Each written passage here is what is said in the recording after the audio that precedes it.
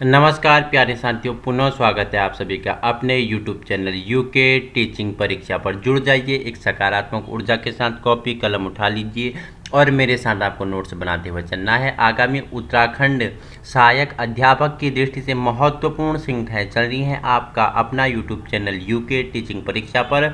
आज हम यूनिट 3 का ICT वाला सेशन का हम क्या सिलेबस से टॉपिक है आपका। कौन सा टॉपिक लिया है हमने क्या लिया है? शिक्षण के चरण, शिक्षण के स्तर, शिक्षण के सिद्धांत और शिक्षण के मॉडल, शिक्षण के सीखने की योजना, आयोजन, नेतृत्व और नियंत्रण। इन सभी के बारे में हम परिचर्चा कर लेंगे जो ICT के अंतर्गत शैक्षिक तकनीकी और विश्लेषण है। ठीक है, जुड़ जाइए और अधिक से अधिक एक अच्छा कंटेंट पाने के लिए, PDF पाने के लिए निःशुल्क, ठीक है, सिलेबस बाय सिलेबस जुड़ने के लिए साथियों में अधिक से अधिक शेयर कीजिएगा। बस हमारा उद्देश्य क्या है?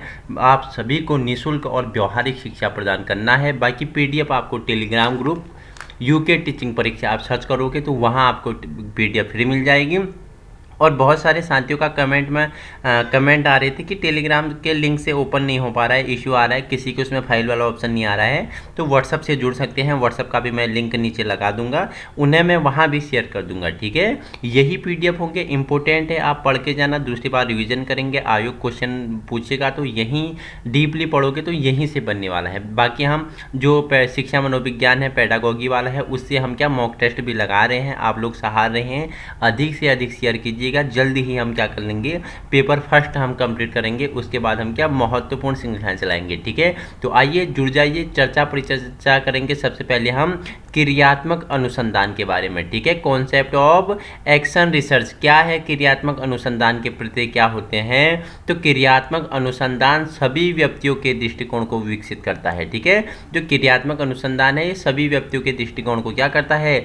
विकसित करता है। यह दृष्टिकोण वैज्ञानिक होता है। कैसा होता है? दृष्टिकोण वैज्ञानिक होता है। दृष्टिकोण के इस बदलाव में विशेषज्ञों के साथ शिक्षक को भी सम्मिलित किया जाता है। ठीक है, जो ये दृष्टिकोण होता है इसमें क्या होता है, विशेषज्ञ तो होते ही हैं, उसके साथ साथ शिक्षकों को भी क्या किया जाता है? सम्मिलित किया जाना चाहिए। ठीक है, अतः क्रियात्मक अनुसंधान एक ऐसा कार्य क्षेत्र है जिसमें शिक्षक बहुत ही महत्वपूर्ण योगदान दे सकता है। बोल रहे हैं जो क्रियात्मक अनुसंधान एक ऐसा कार्य क्षेत्र हो जाता है जिसमें टीचर क्या देता है? महत्वपूर्ण योगदान दे सकता है। पहला अगर बात करूँ पहला पॉइंट की, तो क्रियात्मक अनुसंधान शिक्षक को दिन प्रतिदिन की समस्याओं का जिनका सामना शिक्षण कक्षा में करता है, सामना करने के योग्य बनाता है। ठीक है, जो क्रियात्मक अनुसंधान के द्वारा टीचर क्या कर सकता है? दिन प्रतिदिन एक शिक्षक जो कक्षा में समस्याओं का क्या करता है? सामना करता है, उसको फेस करता है, तो उनका समाधान करने के लिए वो क्या योग्य बन सकता है। अच्छी उसमें क्या इनकी समस्याओं का समाधान करने के लिए उसमें क्या अच्छा नेतृत्व आता है। ठीक है, सेकंड पॉइंट है क्रियात्मक अनुसंधान द्वारा शिक्षक के जांच करने की आवृत्तियां, दृष्टिकोण का विकास भी होता है। ठीक है, वहीं यह अध्यापक में वैज्ञानिक तथा अनुसंधान करने की क्या प्रकृति का विकास करता है।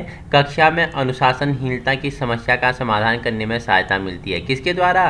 तो किसके द्वारा? क्रियात्मक अनुसंधान द्वारा। ठीक है, तो क्या है क्रियात्मक अनुसंधान, आइए जान लेते हैं। तो इस प्रकार के अनुसंधान में बाहर का व्यक्ति भाग नहीं लेता है, बल्कि विद्यालय में कार्यरत व्यक्ति या उसी क्रिया से संबंधित व्यक्ति ही भाग लेता है। क्रियात्मक अनुसंधान की प्रक्रिया को प्रकाश में लाने का श्रेय किसे जाता है?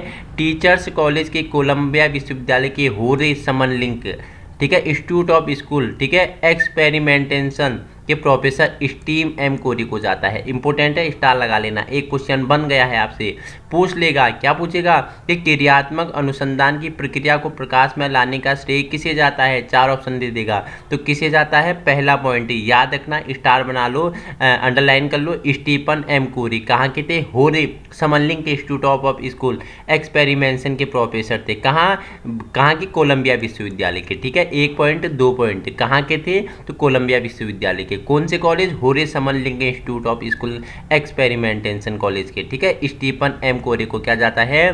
क्रियात्मक अनुसंधान की प्रक्रिया को प्रकाश में लाने का श्रेय जाता है। पहला पॉइंट याद रख लेना। ठीक है, आइए आगे चर्चा पर चर्चा कर लेते हैं। ठीक है, इसका हिस्टोरिकल बैकग्राउंड जान लेते हैं। किसका? Action research. ठीक है, इसका हिस्टोरिकल बैकग्राउंड, ऐतिहासिक पृष्ठभूमि क्या रही?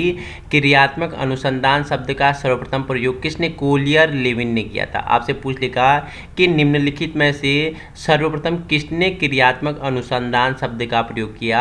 तो किसने किया? कोलियर लेविन ने किया था। किसने? कोलियर लेविन ने किया था।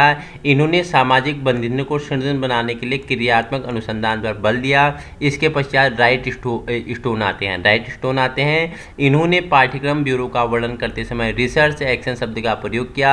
1920 से 30 ईस्वी के बीच शिक्षा के क्षेत्र में बहुत कार्य किए गए। 1926 में बकिंघम ने अपनी पुस्तक रिसर्च फॉर टीचर, आपसे पूछ लेगा कि निम्नलिखित में से किसकी पुस्तक रिसर्च फॉर टीचर है? तो बकिंघम की पुस्तक है ये। क्या? रिसर्च ऑफ टीचर, जिसमें इन्होंने क्या, जो अनुसंधान उद्देश्यों और विधियों पर इन्होंने क्या किया, महत्व और उपयुक्तता के ज्ञान पर इन्होंने बल दिया। ठीक है, जानते हैं मीनिंग ऑफ एक्शन रिसर्च। ठीक है, कि क्या है क्रियात्मक अनुसंधान का अर्थ। ठीक है, तो सबसे पहले स्टीफन एम कोरे, जिन सबसे पहले जो इसे क्या लाए, प्रकाश में लाए। ठीक है, कहाँ के? कोलंबिया विश्वविद्यालय के थे, स्टीफन एम कोरे। तो इन्होंने क्या बोला कि क्रियात्मक अनुसंधान वह प्रक्रिया है जिसके द्वारा कार्यकर्ता अपनी समस्याओं को वैज्ञानिक रीति से अध्ययन करते हैं, जिससे वे अपने निर्णयों और कार्य को सही ढंग से निर्देशन, सुधार तथा मूल्यांकन कर सके। ठीक है, सारा ब्लैकवेल के अनुसार ये क्या बोलते हैं? क्रियात्मक अनुसंधान वह शोध कार्य है जिसका संबंध स्कूल की समस्याओं से है, जो कि स्कूल के व्यक्तियों द्वारा स्कूल की दशा में सुधार हेतु संपन्न की जाती हैं। जैन फ्रेंसेन के अनुसार ये क्या बोलते हैं? क्रियात्मक अनुसंधान एक ऐसा क्रमबद्ध परीक्षण है जो कि व्यक्तियों या समूहों द्वारा अपने ही कार्यों में जन्य समस्याओं के उत्तर ढूंढने में जो अभी तक निरुत्तर हुए और अपने ही कार्यों में अपनी क्रियाशीलता में सुधार लाने की ओर केंद्रित होता है, इसे क्या बोलते हैं? क्रियात्मक अनुसंधान कहते हैं। ठीक है, आइए आगे जानते हैं इसके पद क्या होते हैं। ठीक है, main step of action research. ठीक है, क्रियात्मक अनुसंधान के प्रमुख पदों की बात करें तो इसमें निम्नलिखित पद होते हैं। पहला आपका क्या होता है? सबसे पहले क्रियात्मक अनुसंधान में क्या आता है? समस्या की पहचान और उसका चयन एवं सीमांकन करना। ठीक है, कि समस्या क्या है उसको पहचानना, उसका चयन करना, उसका सीमांकन करना। उसके बाद क्या है? उसके कारणों का विश्लेषण करना। जो समस्या आए हैं आपने पहचाना, उनका चयन किया, उनका सीमांकन किया, अब उनके कारणों का विश्लेषण करना है। तीसरे पद में क्या होता है कि क्रियात्मक परिकल्पनाओं का निर्माण करना। ठीक है, और जब आप क्रियात्मक परिकल्पनाओं का निर्माण कर लेते हैं उसके बाद क्या होता है? क्रियात्मक परिकल्पना के परीक्षण की रूपरेखा तैयार करना। ठीक है, समस्या जाना, समाधान निकाला। ठीक है, आपने समस्या के आधार पर उसके कारणों का विश्लेषण किया, फिर क्या किया? परिकल्पनाओं का निर्माण किया, उसके अनुसार आपने रूपरेखा तैयार की और अंतिम में आपका क्या? परिणाम का मूल्यांकन होता है। ठीक है, अब आपका मूल्यांकन आपने किया, उसका क्या निष्कर्ष क्या निकला। ठीक है, क्रियात्मक अनुसंधान में शिक्षक के व्यवहार में परिवर्तन क्या क्या होते हैं? कि समस्या की पहचान तथा स्पष्टीकरण करना। ठीक है, उत्तरदायी कारकों का सूचीकरण करना, क्रियात्मक उपकल्पनाओं का निर्माण करना, क्रियात्मक कार्यक्रम तैयार करना और क्रियात्मक कार्यक्रम का परिणामों का मूल्यांकन करना। ये क्या होती हैं? शिक्षक के व्यवहार में इतने 5 पॉइंट आपके क्या रखते हैं? परिवर्तन करते हैं। अब जानते हैं शिक्षा में क्रियात्मक अनुसंधान। ठीक है, एक्शन रिसर्च इन एजुकेशन। सबसे पहले हम इसमें क्या भूमिका जान लेते हैं, इंट्रोडक्शन क्या है। तो पीएम कुक के शब्दों में इन्होंने क्या बोला? पीएम कुक ने क्या बोला?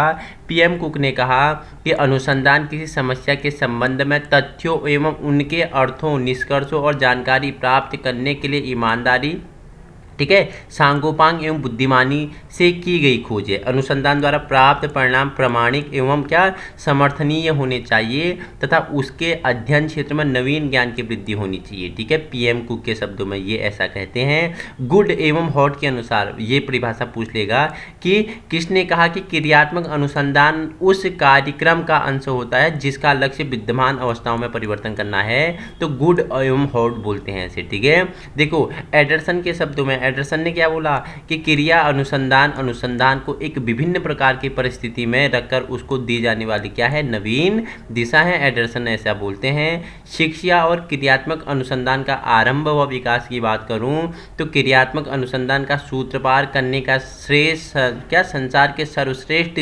जनतंत्रीय देश अमेरिका को है। एक पॉइंट आपका बन गया कि क्रियात्मक अनुसंधान का सूत्रपात करने का श्रेय किसे है, तो किसे है, तो अमेरिका को जाता है। ठीक है, इस शब्द का प्रयोग सर्वप्रथम कोलियन ने किया था। इस शब्द का प्रयोग, ठीक है, क्रियात्मक अनुसंधान शब्द का प्रयोग किसने किया था, सर्वप्रथम कोलियन ने किया था। दो फैक्ट आपके बन गए हैं। ठीक है, कब किया था, द्वितीय विश्व समय के टाइम पे किया था। द्वितीय विश्व समय युद्ध बताना मुझे, द्वितीय विश्व युद्ध कब होता है, मुझे आप एज बताएंगे। ठीक है, कि कब से कब तक द्वितीय विश्व युद्ध चला। ठीक है, तो देखो उसके बाद लेविन ने 1946 में इसका प्रयोग किया। ठीक है, बाद में 1946 में लेविन इसका क्या करता है, इसका प्रयोग करता है। तो 4 क्वेश्चन आपका इस वाले से बन गए हैं। ठीक है, इंपॉर्टेंट है, क्वेश्चन बनाने भी आपको सीखना है। ठीक है, शिक्षा जगत में क्रियात्मक में बात करूं तो अनुसंधान शब्द का प्रयोग सर्वप्रथम सन 1953 में कोलंबिया विश्वविद्यालय के प्रोफेसर स्टीफन एम कोरे ने किया था। पहले ही बता दिया था। ठीक है, फिर एक पॉइंट आपका इधर से बन गया है। ठीक है, मौलिक का कथन क्या है, क्रियात्मक अनुसंधान के विकास के लिए सबसे अधिक उत्तरदायी व्यक्ति स्टीफन एम कोरे हैं, जिसने या जिसकी 1953 में प्रकाशित होने वाली पुस्तक विद्यालय की कार्य पद्धति में सुधार करने के लिए क्रिया अनुसंधान में समस्याओं से पीड़ित और उनके संविधान की विधियों को अपरिचित शिक्षकों द्वारा स्वागत किया गया। ठीक है, अब 2 चीज़ें होती हैं आपके, एक होता है क्रियात्मक अनुसंधान, एक होता है मौलिक अनुसंधान। अब दोनों में हम अंतर जान लेते हैं। ठीक है, तो मौलिक अनुसंधान क्या होता है, इसका विकास भौतिक विज्ञानों के साथ होता है। जो मौलिक अनुसंधान है इसका भौतिक विज्ञानों के साथ होता है, जो क्रियात्मक है इसका सामाजिक विज्ञानों के साथ होता है। ठीक है, देखो दूसरा पॉइंट है, जो मौलिक अनुसंधान है इसका उद्देश्य नए सिद्धांतों की खोज करना है, जबकि जो क्रियात्मक है इसका उद्देश्य विद्यालय की कार्यप्रणाली में सुधार करना है। ठीक है, मौलिक अनुसंधान का कार्य क्या होता है, इसकी समस्या का क्षेत्र व्यापक है और जो क्रियात्मक है इसकी समस्या का क्षेत्र संकुचित होता है। ठीक है, और देखो मौलिक अनुसंधान का क्या होता है कि इसकी समस्या का संबंध किसी सामान्य परिस्थिति में होता है, जबकि क्रियात्मक का आप जानेंगे तो इसकी समस्या का संबंध किसी विशेष परिस्थिति में होता है। ठीक है, देखो मौलिक अनुसंधान क्या होता है, इसके लिए किसी प्रशिक्षक की आवश्यकता है, जबकि जो क्रियात्मक है इसके लिए क्या होता है, इसके लिए विशेष प्रशिक्षक की आवश्यकता नहीं होती है। नेक्स्ट पॉइंट है इसमें मौलिक अनुसंधान, इसमें सत्यों और तथ्यों की स्थापना की जाती है। मौलिक अनुसंधान में सत्यों और तथ्यों की स्थापना की जाती है, जबकि क्रियात्मक में क्या होता है, इसमें वास्तविक समस्याओं का व्यावसायिक हल खोजा जाता है। अंतिम पॉइंट है मौलिक अनुसंधान, इसमें अनुसंधानकर्ता विशेषज्ञ होते हैं, जबकि क्रियात्मक में क्या होते हैं, अनुसंधानकर्ता विद्यालय शिक्षक प्रबंधक आदि होते हैं। ठीक है, आपने मौलिक अनुसंधान और क्रियात्मक अनुसंधान दोनों में आपने अंतर जान लिया है। ठीक है, वेस्ट ने क्या लिखा कि क्या मौलिक अनुसंधान और क्रियात्मक अनुसंधान में विरोध है, वास्तव में इनमें कोई विरोध नहीं है, अंतर केवल बल है न कि विधि का अभिप्राय है। ठीक है, इंपोर्टेंट है, वेस्ट द्वारा लिखा गया। पूछ लेगा कि निम्नलिखित में से किसने लिखा कि क्या मौलिक अनुसंधान और क्रियात्मक अनुसंधान में विरोध है, वास्तव में इसमें कोई विरोध नहीं है, अंतर केवल बल है में है न कि विधियां अभिप्राय में। ठीक है, तो वेस्ट ने ऐसा लिखा। ठीक है, अब देखो क्रियात्मक अनुसंधान का शाब्दिक अर्थ एवं परिभाषा की बात करें तो क्रियात्मक एक्शन क्या होता है, बार बार होता है, अनुसंधान क्या होता है, खोजना। तो अब आप क्या बोलोगे, इसका अर्थ आप अगर इसे मिला दोगे तो बार बार खोजना। ठीक है, बार बार खोजना, तो क्रियात्मक अनुसंधान का अर्थ क्या हो जाएगा, बार बार खोजना हो जाएगा। ठीक है, तो इस प्रकार देखो विद्यालय से संबंधित व्यक्तियों द्वारा अपनी और विद्यालय की समस्याओं का वैज्ञानिक अध्ययन करके अपनी क्रियाओं और गतिविधियों में सुधार करना। रिसर्च इन एजुकेशन के अनुसार क्रियात्मक अनुसंधान वह अनुसंधान है जो एक व्यक्ति अपने उद्देश्य को अधिक उत्तम प्रकार से क्या प्राप्त करने के लिए प्रदान करता है। स्टीफन कोरे के अनुसार इन्होंने क्या बोला कि शिक्षा में क्रिया अनुसंधान कार्यकर्ताओं द्वारा किए जाने वाला अनुसंधान है ताकि वे अपने कार्यों में सुधार कर सके। ठीक है, गुड ने क्या बोला कि क्रिया अनुसंधान शिक्षकों और प्रशासकों द्वारा अपने निर्णयों और कार्यों की गुणात्मक उन्नति के लिए प्रयोग किया जाने वाला अनुसंधान है। ठीक है, देखो शिक्षा में क्रियात्मक अनुसंधान का क्षेत्र एवं समस्याओं की बात करें तो scope of problems action research in education में बात करें तो बाल व्यवहार संबंधी समस्याएं होगी, शिक्षण संबंधी समस्याएं होगी, परीक्षा से संबंधित समस्याएं होगी, पाठांतर क्रियाओं से संबंधित समस्याएं होगी और विद्यालय संगठन व प्रशासन से संबंधित समस्याएं होगी। शिक्षा में क्रियात्मक अनुसंधान के पदों की अगर हम चर्चा पर करें तो सबसे पहले इसमें समस्या का ज्ञान हो गया, ठीक है। दूसरा आपका कार्य के प्रति प्रस्ताव पर विचार विमर्श हो गया, ठीक है, कि कार्य के प्रति आपके क्या प्रस्ताव है, क्या विचार विमर्श हैं, ठीक है। योजना का चयन एवं उपकल्पना का निर्माण हो गया, तथ्य संग्रहण करने की विधियों का निर्माण हो गया, ठीक है। पांचवा है योजना का कार्यान्वयन व प्रमाणों का संकलन हो गया। छठा तथ्यों पर आधारित निष्कर्ष हो गए।